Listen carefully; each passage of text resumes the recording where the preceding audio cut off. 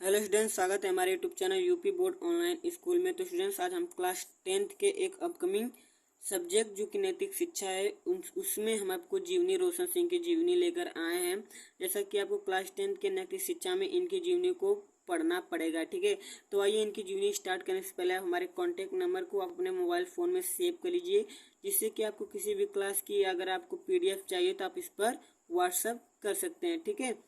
तो आइए स्टार्ट करते हैं। जैसे देख लिए कि रोशन सिंह के लिए हमने कई पॉइंट्स बनाए हैं नीचे, जैसे कि आप लोग देख सकते हैं। तो ऐसे ही पॉइंट्स आप अपने एग्जाम में भी लिखिएगा, जिससे कि एग्जामिनर आपको पूरा का पूरा नंबर बेहिसाब या किसी झंझट के दे दे, ठीक है।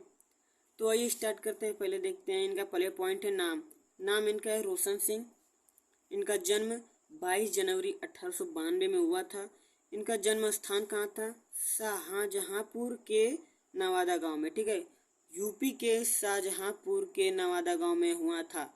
इनके पिता का नाम ठाकुर जग्गी सिंह था, ठीक है। ठाकुर जग्गी सिंह था, ठीक है। इनकी माता का नाम कौशल्या देवी था। घर में स्थान, ये सब घर में सबसे बड़े थे। और ये इनके भाई बहन, ये 5 भाई बहन थे, ठीक है। ये घर में सबसे बड़े थे और इनके 5 भाई बहन थे। और इनकी मृत्यु 19 दिसंबर 1927 में हो गई। और इनका मृत्यु स्थान था इलाहाबाद के नैनी जेल में, ठीक है। ये नैनी जेल में ही इनकी मृत्यु हो गई। तो ये था इनका कुछ पॉइंट्स जो रोशन सिंह के बारे में कुछ बताते हैं, ठीक है। तो आइए इनके जीवनी को विस्तार से समझते हैं। तो ठाकुर रोशन सिंह जी का जन्म यूपी के शाहजहांपुर के नगवा गांव में हुआ था, ठीक है। इनके पिता का नाम ठाकुर जग्गी सिंह तथा इनके माता का नाम कौशल्या देवी था, ठीक है। इनके माता का नाम कौशल्या देवी था। रोशन शरीर से जितना तेज थे उतना ही बुद्धि से सबल थे। ये गांधी जी के असहयोग आंदोलन में उनकी मदद किए। ये राम प्रसाद बिस्मिल के संपर्क में आए और देश को आज़ाद कराने के लिए आगे आए, ठीक है। ये एक स्वतंत्रता सेनानी भी थे, ठीक है, जो कि देश को आज़ाद कराने के लिए आगे आए। ये अंग्रेजों के खिलाफ लड़ने लगे, अतः यह भी एक स्वतंत्रता सेनानी बन गए, ठीक है। इसी तरह ये कई आंदोलनों में अंग्रेजों के खिलाफ खड़े हुए। तभी अंग्रेजों द्वारा इनको गिरफ्तार कर इलाहाबाद के नैनी जेल में 19 दिसंबर 1927 को फांसी दे दिए, ठीक है।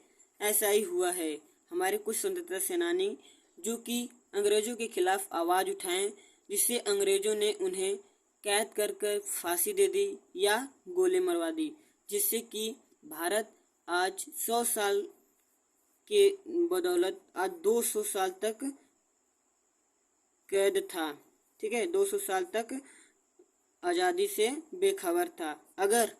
अगर हमारे देश के लोग, हमारे शिक्षित, हमारे पढ़े लिखे लोग अगर देश को आज़ाद कराने में लग गए होते तो हमारा देश 100 साल के बाद ही आज़ाद हो जाता। लेकिन बस हमारे देश के वही लोग बस आगे आए जो कि सिर्फ देह से तेज और बुद्धिमान थे। वो दिमाग से बुद्धिमान नहीं थे। इसलिए हमारा देश 100 साल के बजाय 200 साल तक आज़ादी से बेखबर था, ठीक है स्टूडेंट्स। तो जैसा कि ये सब खैर ये सब अपनी बातें हैं। तो जैसे कि आप हमारे चैनल कि हमारे जीवनी को आपको पसंद आया होगा तो हमारे चैनल को लाइक, सब्सक्राइब और शेयर करिएगा। जैसा कि हमारे अपकमिंग जो जीवनी है, जो और लोगों की जीवनी है क्लास 10th में, आप तक बिना किसी दिक्कत के आपके यहाँ पहुँच जाए।